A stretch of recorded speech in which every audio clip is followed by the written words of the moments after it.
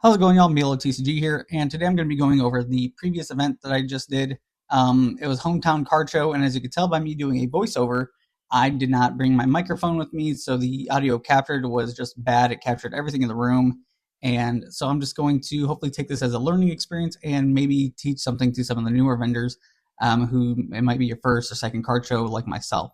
So the way I sort my inventory to start is A through Z, and then I put the prices on them. I find this easier, especially when a customer is looking for a card. You can let them know, hey, it's sorted alphabetically, so if you're looking for a specific card, it's easier to find, and it saves you time, and you can work with another customer while they're looking for the card they want. Also, I do the sorting about a week or at the beginning of the week. I try not to do any kind of sorting or pricing the day of or the day before because I don't want to be really tired when I get to the event the next day. You're normally staying there for about 7 hours, maybe even longer, and a lot of times without food, especially if you go by yourself. It's just hard to break away and grab a snack or something. So, you want to be as ready for the day as you can. I do price my cards by TCG low, and for slabs, I use Alt, a great app. It's ALT, and you can get all the previous sales for like PSA slabs that you're looking at. You just scan it in. I'm not too sure if this works for CGC or Beckett. It might work for Beckett, but definitely not CGC. Percentages I buy at generally range from 80 to 85% on really liquid cards. Kind of the lower end cards, I pay around 75%. This can change. It just really depends on the card that's coming through and what they're trading for, as far as putting towards like a store credit trade or something like that. So it's really just depends on what you do and how your inventory looks. Next, to set up. So most of these events do have a 6-foot table. They should let you know ahead of time, and that way you're ready to know and have your displays going. I currently work with a 3 display and a binder. I do want to eventually move out from having a binder that does have like, under $15 cards, but it does help as far as like squeezing in a little bit extras for a trade, or just keeping another customer busy while you're working with another person making a sale or adding up their cards. This is why it's really helpful to also have a second person if you can. If not, running it one person is fine too, but just know you have to be very good at multitasking and keeping track of where your inventory is. Next is payment methods. I do accept all payment methods: tap to pay, Zelle, Cash App, Venmo, etc. I do have a QR code scanner as well available for customers to scan, so I'm not having to constantly pull out my phone and have them scan in on my phone and stuff like that when I could be using it to price cards or looking up cards. Also, don't feel inclined or obligated to buy everything that a customer or potential customer may place on your table. I know we're trying to make everyone happy. We're trying to, just get something for the table or for the display. But some of the times it's just not great stuff, and sometimes you may be stuck with it and end up having to sell it at a loss.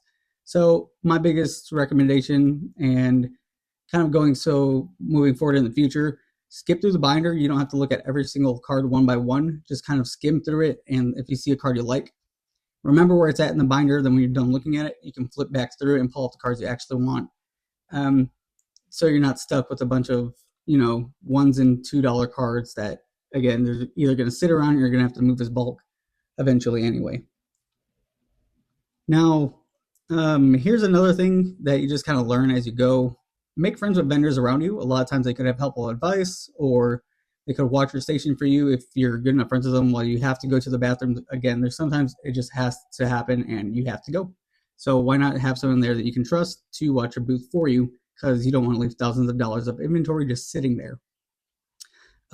Also, kind of work on your budget. I brought $300 with me to this event to buy, but it was also more so just to have change when a customer made a purchase, so I don't have to lean over to the person next to me or walk away from my booth to try to find change. You just don't want to do that ever.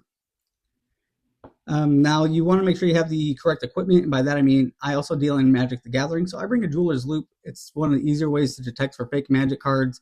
It's very simple. Everyone knows the green dot test. Or you can bring a marker to scan for counterfeit bills. They're very cheap. It was like $6 for a 2-pack on Amazon, but a lot of times you can just tell by feel on that. So that's just like extra little things that I bring, but it is what it is. I also bring a scan gun or a price gun. So as I'm bringing inventory in, whenever there's a little bit of downtime, I can price the cards that I purchased. Another thing is just to have fun at these events, especially if it's your first few. You're going to mess up, you're going to make mistakes. Again, this video is definitely due to one of my mistakes, and I would have had one more video before this, but I actually forgot my tripod. So make sure you're double checking your inventory before you leave your house, and everything should go fine. Talk with other vendors if you have questions. I do have my next card shows up on my Instagram. If you want to take a look at that, I can put the link below as well. And yeah, have fun out there, guys. Vending's really great. It's an exciting thing to do. You get to meet a lot of people, see a lot of cool cards, and just go to different places you might not have went. But yeah, that's it for me. If you guys have any suggestions for me, leave them down in the comments. If anyone, for the love of God, knows a great mic to use with the GoPro Hero 8, I would love to hear your advice. As always, guys, happy collecting. We'll see you in the next one. Just kidding. One last thing. Price all your cards, price all your sealed product. That way you're not having to waste the customer's time and yours by them asking the price of each card every time they want to know the price. It's the worst, probably my biggest pet peeve. Again, always price your cards. Okay, that's it. Yeah, we'll see you in the next one. Goodbye.